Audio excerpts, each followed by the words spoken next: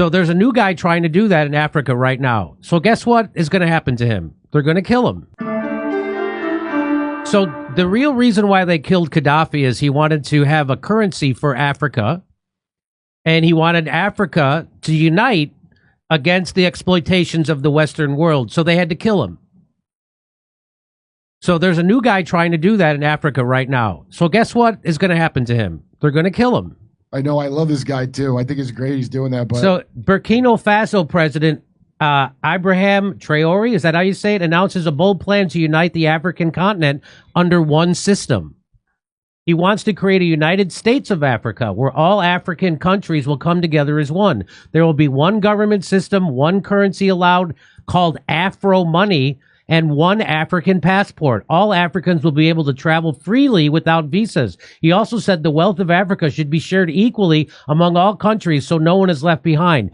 That's why they kill everybody. That's why they got rid of the guy, Mossadegh, when he was running Iran in 1954, because he wanted to keep the oil profits for their own people. Immediately, the CIA overthrew him.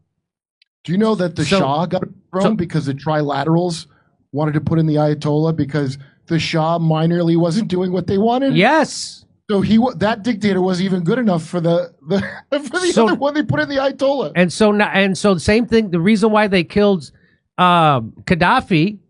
Under Gaddafi, Libya had the highest standard of living in all of Africa. What sealed Gaddafi's fate was his plan to create a pan-African gold-based currency to release the continent from the shackles of the petrodollar. This couldn't be tolerated by the West. The rest is history. That's why they killed him. Well, I remember we've covered that on this show many times. We've told you, and that's another truth that I don't think Jon Stewart will ever tell you either. Well, he doesn't know. Do you ever see Gaddafi and Mad Dog Killer on Showtime? It was a documentary about when we kill one of these people, we make like a good, and we killed a bad man. Yeah. So they talked about, and they made it like he had this cuckoo idea that he was going to unite Africa under a currency. Yeah. And he's like a tin pot dictator. Yeah. And I had no idea what the petrodollar was when I saw that. Okay. So that's where they're laughing at the very idea of that. But that is why they kill these people. So let's watch this. More speculation has been raised on the reasons for NATO's intervention in Libya. And as RT's Laura Emmett reports, the organization may have been trying to prevent Gaddafi from burying the American buck.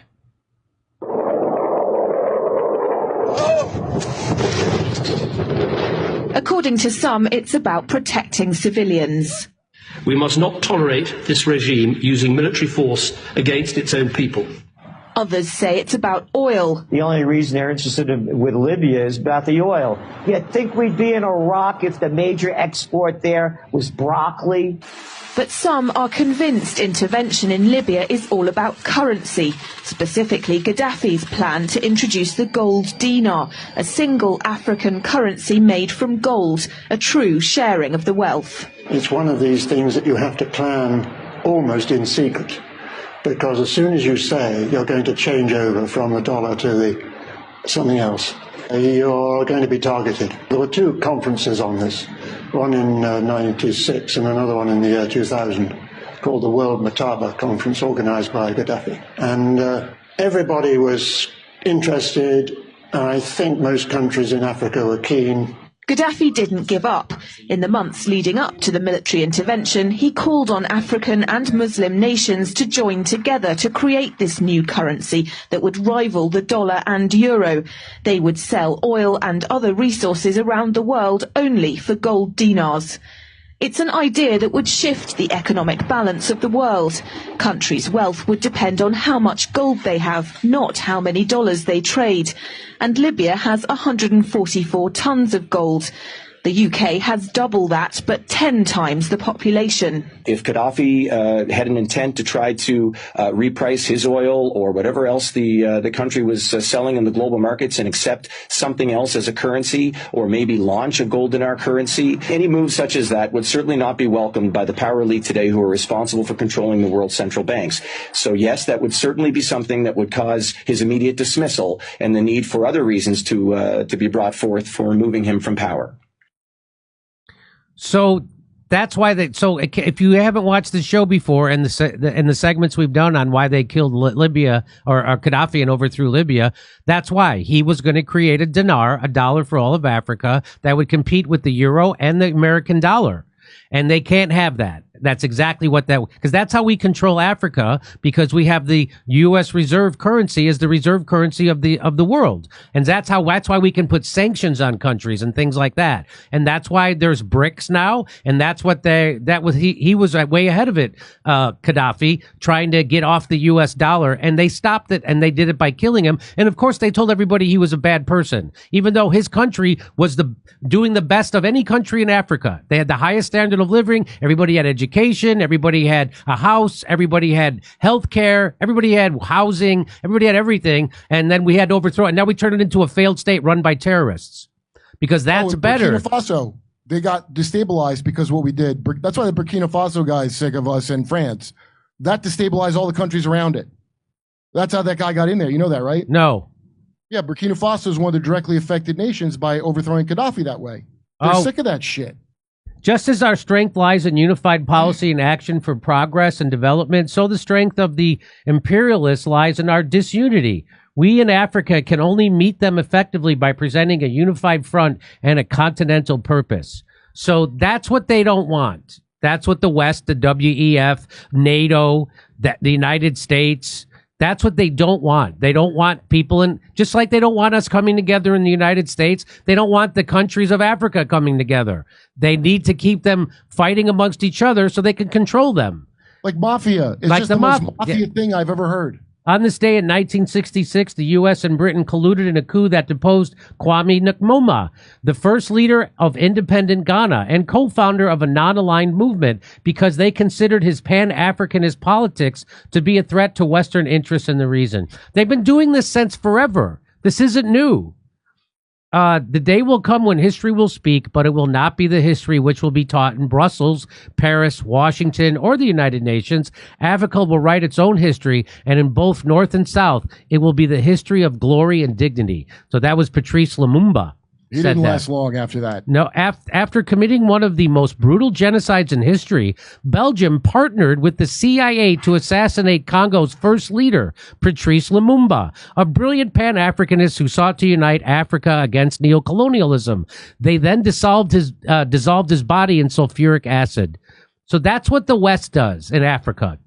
Africa's they do it to you. They do it to your kids too. And now this guy is a friend of Russia. So now he's connecting with Russia, and they can't have that. Since coming to power in September 2022, after the country's second coup that year, this guy, Traoré, I think that's how you say his name, has dwelt on a rhetoric of self-reliance and independence from the West, particularly former colonial ruler France, a message that often resonates with young Africans in the diaspora. The latest Traoré frenzy reached a new peak late April with a solidarity march in the country's capital. Following an alleged coup attempt and comments by General Michael Langley, the head of U.S. military in Africa, accusing Burkina Faso leader of misusing the country's gold reserves. Of course.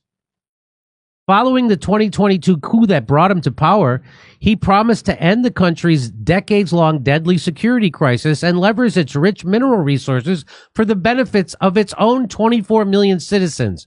The West can't have that. Alongside the coup-hit nations of Niger and Mali, Burkina Faso has since severed ties with the regional bloc of ECOWAS, criticized by many young Africans as representing the interest of leaders and not the citizens, as well as long-standing Western allies such as France, whose military provided security support to the government for many years to help the security crisis.